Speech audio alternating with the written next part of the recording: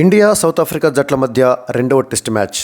Toss గెలిచి batting తీసుకున్న south ఆఫ్రికాకు కొద్దిసేపట్లోనే మూర్ఛపోయేంత పనైంది. లంచ్ లోపే 55 పరుగులకే ఆల్అవుట్ అయింది. స్కోర్ చూద్దామని మొబైల్ ఓపెన్ చేసిన క్రికెట్ ప్రియులకు సౌత్ ఆఫ్రికా ఆల్అవుట్ అయిందని తెలుసుకొని ఆశ్చర్యపోయారు. ఇంకేం, ఇండియాకు తిరుగులేదనిపించింది. నిప్పులు చెరిగే బౌలింగ్ వేసిన సిరాజ్ను అందరూ అభినందించారు. ఆ తర్వాత బ్యాటింగ్ ప్రారంభించిన ఇండియా ఒక దశలో 4 వికెట్ల నష్టానికి 153 పరుగులు చేసింది. ఇంకేం, తొలి ఇన్నింగ్స్లో ఇండియాకు భారీ ఆధిక్యం లభించడం ఖాయం అనుకున్నారు. కానీ అదే 153 పరుగుల వద్ద ఇండియా ఆల్అవుట్ అయింది. ఇది ఇంకా పెద్ద షాక్. 11 బంతుల వ్యవధిలో ఇండియా ఒక్క పరుగు కూడా జోడించకుండా మిగతా 6 వికెట్లను కోల్పోయింది. 1992లో సౌత్ ఆఫ్రికా క్రికెట్లోకి పునరాగమనం చేసిన తర్వాత అతి తక్కువ పరుగులకే ఆల్అవుట్ అయిన చెత్త రికార్డును నమోదు చేయగా, టెస్ట్ క్రికెట్ చరిత్రలోనే ఒక్క పరుగు కూడా జోడించకుండా చివరి 6 వికెట్లను కోల్పోయిన ఇండియా మరో చెత్త రికార్డును తన ఖాతాలో వేసుకుంది. రెండో రోజు ఆట ముగిసేసరికి సౌత్ ఆఫ్రికా తన రెండో ఇన్నింగ్స్లో 3 వికెట్ల నష్టానికి 62 పరుగులు చేసి ఇంకా 36 పరుగులు వెనుకబడి ఉంది. 2 ఏళ్ల క్రితం ఇదే మైదానంలో జరిగిన టెస్ట్ మ్యాచ్లో తొలి ఇన్నింగ్స్లో 13 పరుగుల తొలి ఇన్నింగ్స్ ఆధిక్యాన్ని సంపాదించిన ఇండియా ఆ తర్వాత రెండో ఇన్నింగ్స్లో చెతగిలిపడిపోయి ఓడిపోయింది. మరి ఈ టెస్టులో ఏం జరుగుతుందో?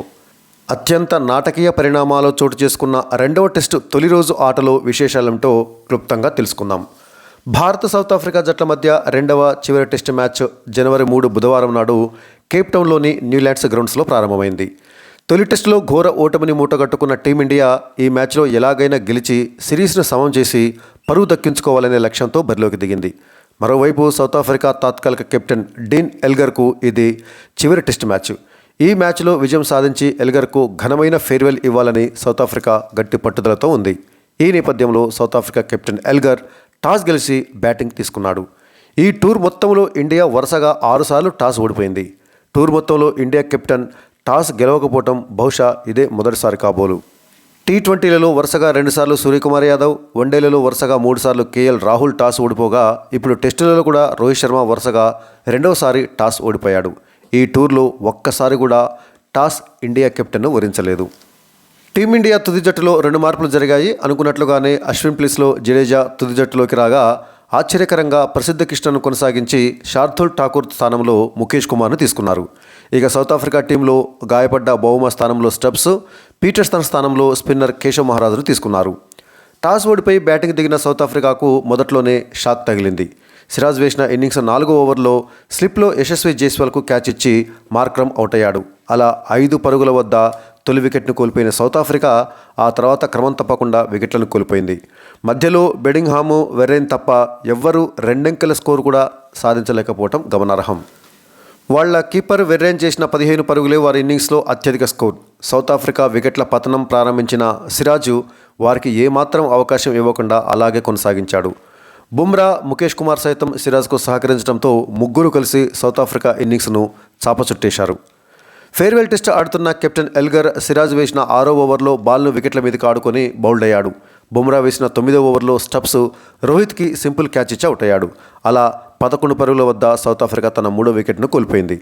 ఆ తర్వాత కాసేపటికే టోనీ డి జోర్జి సిరాజ్ బౌలింగ్లో కీపర్ రాహుల్కి క్యాచ్ ఇచ్చి అవుట్ అయ్యాడు. అలా 15 పరుగులకే సౌత్ ఆఫ్రికా 4 వికెట్లను కోల్పోయింది. మధ్యలో బెడింగ్హామ్, కీపర్ వెరెన్ కలిసి కొద్దిసేపు భారత బౌలర్లను ప్రతిఘటించారు. వారిద్దరూ కలిసి 5వ వికెట్కు 19 పరుగులు జోడించారు. ఆశ్చర్యకరమైన విషయం ఏంటంటే ఇదే వారి అత్యధిక పరుగుల భాగస్వామ్యం. ఆ తర్వాత మళ్ళీ వికెట్ల టపటపరాలాయి. నిప్పులు చెరిగే బౌలింగ్తో సిరాజు సౌత్ ఆఫ్రికా బ్యాటర్లను గడగడలాడించాడు.